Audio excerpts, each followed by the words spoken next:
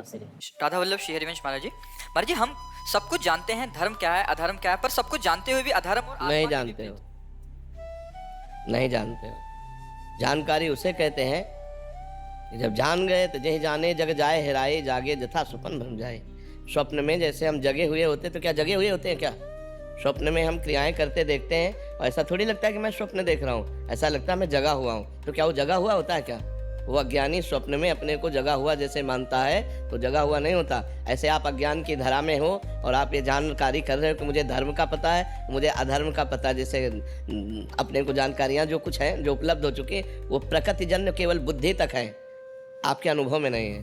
अनुभव में नहीं तो पता है। पूरा हलवा बनाने की प्रक्रिया आती है, लेकिन कभी बैठ करके बना के पाया नहीं तो क्या फ़ायदा? जिस जानकारी का प्रयोग ना हो सके वो जानकारी हमारी किस काम की? बात समझ रहे ना? इसका तात्पर्य हुआ कि हम अध्यात्म बल से कमज़ोर हैं। हम जानते हैं कि ये नहीं करना चाहिए, हम जानते हैं ये करना चाहिए, तो जो करना चाहिए वो कर नहीं पाते, जो नहीं करना चाहिए वो हम छोड़ नहीं पाते। ईमानदारी का विषय ये है। इसका कारण हमारे अंदर अध्यात्म बल की कमी है। हम अगर प्रशांतात्मा विगत भी ब्रह्मचारी व्रत स्थित है, अगर हम संयम से चलें, अपने अंतःकरण में निरंतर भगवत चिंतन करें, ब्रह्मचारी व्रत से स्थित हों और निरंतर परमात्म चिंतन करें तो अभी आ जाएगा। जो नहीं करना वो नहीं करना, चाहे प्राण निकल जाए, और जो करना है वो उत्साह संपन्न होकर के करना है। तो हमारे अंदर जो जानकारियाँ उनका प्रयोग ना करने का जो हमारे अंदर असमर्थता है वो अध्यात्म की कमी है।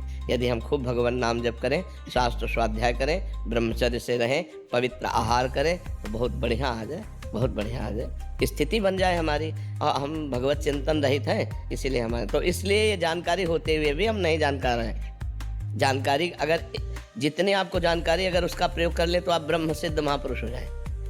किसको जानकारी नहीं? जब गांव में लोग शव यात्रा करते हैं, बोले राम नाम सत्य है, सत्य बोलो मुक्ति है।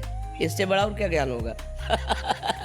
इस ज्ञान से बड़ा और क्या ज्ञान होगा कि पूरे त्रिभुवन में अगर सत्य है तो भगवान का नाम सत्य है, और भगवान का नाम बोलो तो मुक्ति है। लेकिन वो बीड़ी पीते हुए लौटते हैं, उनको कोई मतलब नहीं कि क्या गा रहे हैं। वो समझते हैं मरने वाले के साथ ये गाया जाता है, बस वो गीत गाते हैं, वो उसका भाव तो समझते नहीं है।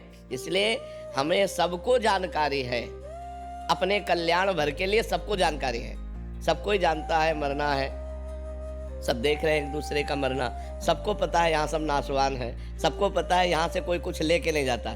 बस इतनी जानकारी काफ़ी है। अगर हम परमार्थ में चल दें और इतनी जानकारी हमारी पक्की रहे तो हम तो महात्मा बन जाए। लेकिन ये जानकारी ना जानकारी के अंतर्गत ही है। जैसे स्वप्न में जगा हुआ मानता हुआ भी वो सो रहा है, वो अपने को जगा हुआ मानता है, लेकिन जब जगेगा तो स्वप्न हट जाएगा।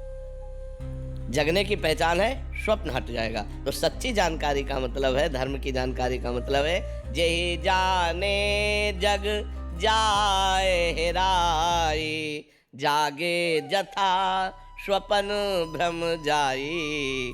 जो जान गया तो उसके सामने से संसार ऐसे गायब हो जाता है जैसे स्वप्न का पूरा दृश्य जागने पर गायब हो जाता है। फिर दिखाई क्या देता है? सिय राम मैं सब जग जानी, करूं प्रणाम जोरी जुग पानी। तो हम अपनी जानकारी को सत्य बनाएं, हम अपनी जानकारी का प्रयोग कर सके, इसलिए खूब नाम जप करो और ब्रह्मचर्य का जरूर ध्यान दो।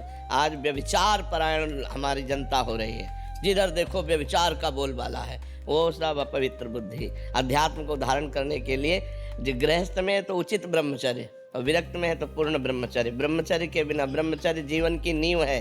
ये आजकल नए नए सब जितने बच्चे हैं ना, गर्लफ्रेंड बॉयफ्रेंड हस्तमैथुन ये वो सब नष्ट किए दे रहे हैं अपने आप को। ये क्या है? मनुष्य जीवन का उपहास कर रहे हो, देव दुर्लभ मनुष्य जीवन का उपहास कर रहे हो। बड़े भाग मानुष तन पावा, सुर दुर्लभ सदग्रंथन गावा। साधन धाम मोक्ष कर द्वारा, पाई न जे परलोक संभारा। सो परत्र दुख पावई, सिर धुनि धुनि पछताए, काल ही कर्म ईश्वर मिथ्या दोष लगाए। इसलिए खूब नाम जप करो। जी।